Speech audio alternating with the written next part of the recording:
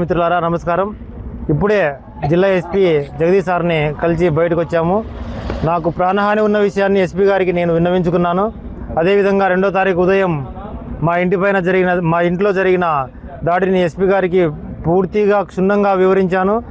ఆయన దీనిపైన న్యాయ నిపుణులు కూడా నియమించిన సలహాలు తీసుకుంటున్నట్టుగా మాకు చెప్పారు. ఇదే విషయంలో డిఎస్పీ గారు కూడా న్యాయ సలహాలు తీసుకుంటున్నారని చెప్పారు. పూర్తిగా విచారణ జరిపి త్వరలోనే చర్యలు తీసుకుంటామని హామీ ఇచ్చారు. అతి త్వరలో వారిని అరెస్ట్ చేస్తారని చెప్పి మేము ఎస్పీ గారి చెప్పిన దాన్ని బట్టి భావిస్తున్నాము. వీరి నుంచి నాకు ప్రాణహాని ఉంది. ఇదే విషయాన్ని నేను ఎస్పీ గారికి పదే విన్నవించుకున్నాను.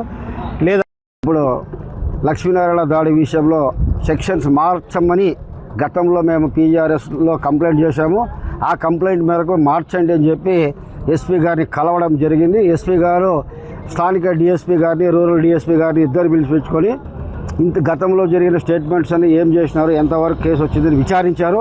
డిఎస్పీ గారు చెప్తే ఎస్పీ గారు ఇద్దరు డిఎస్పీలకి మళ్ళీ సజెస్ట్ చేశారు, మీరు మళ్ళీ ఫ్రెష్గా స్టేట్మెంట్ రికార్డ్ చేయండి. హత్యాయత్నం అనేది వాళ్ళు స్టేట్మెంట్ ఇస్తే దాని ప్రకారం మీరు సెక్షన్లు మార్చి చేయండి.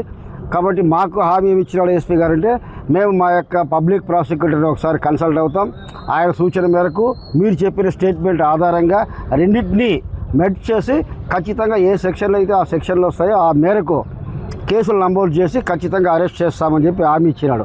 అట్లాగే సెల్ ఫోన్ తీసుకొని సెల్ ఫోన్లో డేటా అంతా కూడా తీసేసినారు. సాక్ష్యాలు లేవని ఆమె విరవీగుతూ ఉందంటే మీ సెల్ ఫోన్ మాకు హ్యాండ్ ఓవర్ చేయండి, డేటా అంతా మళ్ళీ సెల్ ఫోన్లో తిరిగి వచ్చే రీకన్స్ట్రక్షన్ అయ్యేటట్టుగా చేస్తామని చెప్పారు.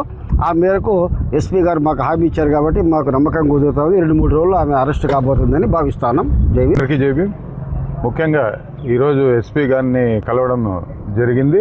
కాకపోతే ఎస్పీ గారు చాలా బాగా స్పందించారు. దానికి మాకు చాలా సంతోషకరంగా ఉంది.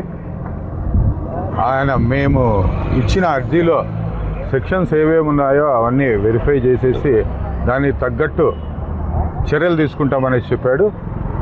ఫర్దర్ నిన్న కొన్ని బెదిరింపు వీడియోస్, స్టేట్మెంట్స్ అనేది వాళ్ళు పెట్టారు. దానిపైన కూడా ఫ్రెష్గా ఒక కంప్లైంట్ ఇవ్వండి అని చెప్పాడు. ఆ కంప్లైంట్ ఇస్తున్నాం. దానిపైన కూడా కేసు కడతామని చెప్పేసి ఎస్పీ గారు చెప్పడం అనేది జరిగింది. ముఖ్యంగా మీడియా మిత్రులకు ఈరోజు అన్ని దళిత గిరిజన ప్రజా సంఘాల నాయకులు, వాటితో పాటు విద్యార్థి సంఘాల నాయకులు, మీడియా మిత్రులు అందరూ కూడా ఎవరైతే సీనియర్ జర్నలిస్టు మనం పత్రికలో పనిచేస్తున్నటువంటి లక్ష్మీనారాయణ పైన 2వ తారీఖున దాడి జరిగిందో ఆ విషయం పైన ఎస్పీ గారిని ఈరోజు కలవడం జరిగింది. ఎస్పీ గారు క్లారిటీగా ఉన్నాడు. చట్టం పట్ల మేము చట్టాన్ని ఇంప్లిమెంట్ చేస్తామని చెప్పి సానుకూలంగా స్పందించాడు. అదేవిధంగా లక్ష్మీనారాయణ ఇంటి మీదకి ఏదైతే వెహికల్ నేర్చుకొని పోయినాడో ఆ వెహికల్ను సీజ్ చేయమని చెప్పాడు. అదేవిధంగా మొబైల్స్ను సీజ్ చేసి అక్కడ దాంట్లో తీసినటువంటి వీడియోలను కూడా పోలీసులు హ్యాండ్ ఓవర్ చేసుకోవాలని చెప్పేసి రూరల్ డిఎస్పీ గారికి ఆదేశాలు ఇవ్వడం జరిగింది. కానీ ఎస్పీ గారు, డిఐజీ మేడం గారు కానీ ఈ కేసు విషయంలో విలేకరు దాడిపైన వాళ్ళు సీరియస్గా ఉన్నారు. రూరల్ డిఎస్పీ సార్ గారు కొద్దిగా ఈ 5 రోజులకు ప్రకారం ఆయనే తప్పుదారి పట్టించినారనేది మాకు స్పష్టంగా అర్థమైందనమాట. ఎస్పీ గారు ప్రస్తుతం ఇప్పుడు సానుకూలంగా స్పందించాడు. వాళ్ళని రిమాండ్ పంపాలని.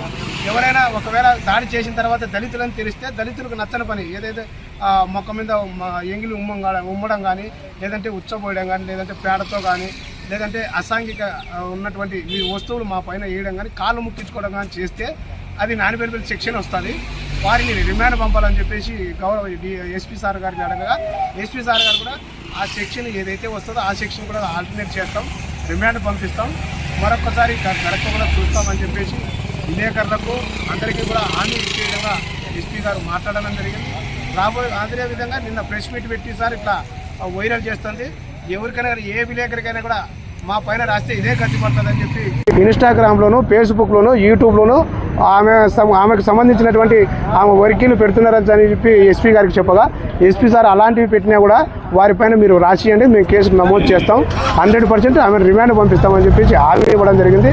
తర్వాత ఈరోజు మళ్ళా సాయంత్రం 5 గంటలకు కలిసి కార్యాచరణ రూపొందించడానికి విలేకరులు ఎవరైతే ఉన్నారో వాళ్ళ యాజమాన్యాలు ఉంటారు కదా, వాళ్ళ కమిటీలతో కూడా మాట్లాడి విలేకరులు, విద్యార్థి సంఘాల నాయకులు అందరినీ కూడా కలుపుకొని ఈ కార్యాచరణ ఏంటనేది సాయంత్రం రేపు కానీ ప్రకటించేకి మేము కృషి చేస్తామని చెప్పి ఈ సందర్భంగా తెలియజేస్తున్నాం. ఎస్పీ గారు సానుకూలంగా స్పందించేందుకు ధన్యవాదాలు. జై భీమ్.